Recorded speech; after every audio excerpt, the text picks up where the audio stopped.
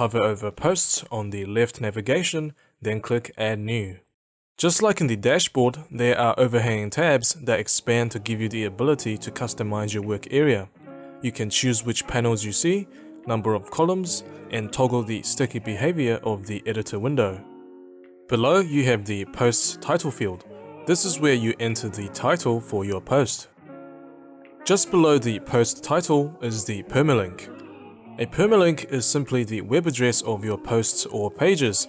By default, the permalink for your content contains question marks, symbols, and numbers. It's a good idea to change your permalink into a format that is more user-friendly, easier to remember, and better optimized for search engines. We'll go over permalinks in a later lecture. Below the permalink is the editor.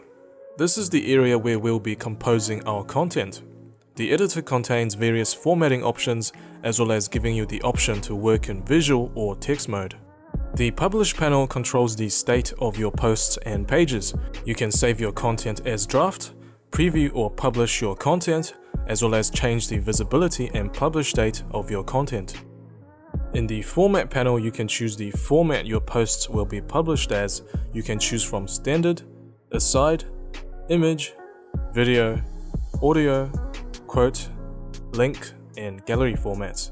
Below the Format panel are Category and Tags panels. Categories and tags give you the ability to organize and sort posts into relevant topics and fields.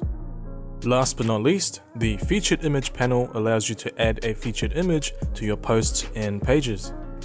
All of these panels are collapsible and movable.